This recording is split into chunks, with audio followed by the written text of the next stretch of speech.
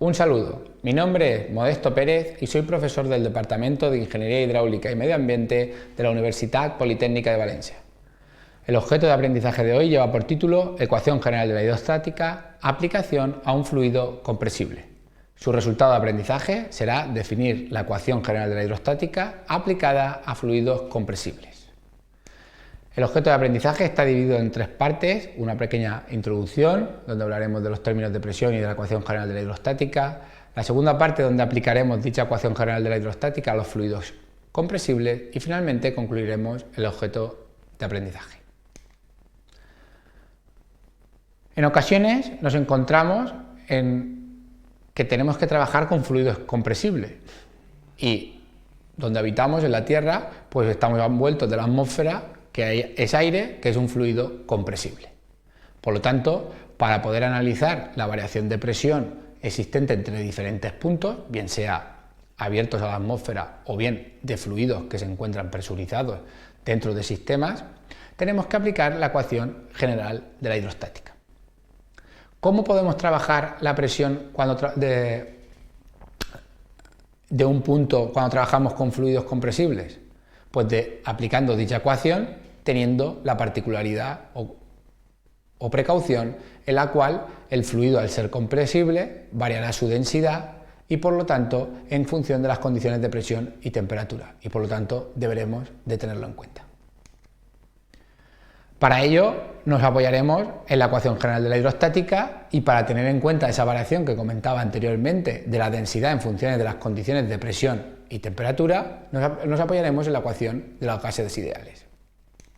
A partir de ahí, si yo quiero conocer la variación de presión entre dos puntos, tendré que establecerme un nivel de referencia que me establezca la presión P sub 0 de referencia y el término Z sub 0, cota geométrica de referencia.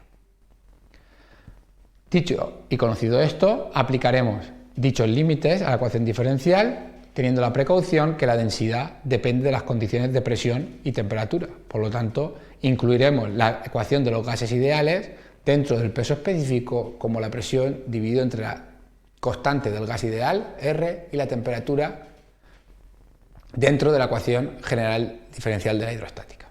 A partir de ahí aplicaremos dentro de los límites de integración, en este caso cada una de las variables en sus partes, teniendo en cuenta y obteniendo la presión que existiría en un punto 1 a partir de nuestra presión de referencia P sub 0, teniendo en cuenta la variación de cotas entre el punto 0 y el punto 1 y conociendo la constante del gas ideal y la temperatura. ¿Qué es lo que ocurre? Que en ocasiones la temperatura no permanece constante con la altura. Por ejemplo, si nosotros nos variamos a lo largo de la altura de la atmósfera, no es lo mismo estar a cota 0 que a cota 150. La temperatura del aire será menor. Por lo tanto, no podremos utilizar estas ecuaciones cuando varíe la temperatura en función de la altura. Para ello, ¿qué tendremos que hacer? Definir la ecuación de variación de la temperatura en función de la altura y nuevamente aplicar la ecuación general de la hidrostática. En este caso, partiremos de la ecuación general de la hidrostática. Nuevamente, la densidad sigue variando en función de las condiciones de presión y de temperatura, y tenemos un handicap maps, que es que la temperatura no permanece constante como en el caso anterior, que veíamos anteriormente, sino que ahora la temperatura me va a variar en función de la altura. Lo que en la transparencia anterior tendríamos que la temperatura permanecía constante, ahora la temperatura va a ser T sub 0 menos la constante de descenso de temperatura en función de la altura por Z a la altura. En este caso añadimos una variable que debemos conocer antes, que es la temperatura en nuestro nivel de referencia o T sub 0.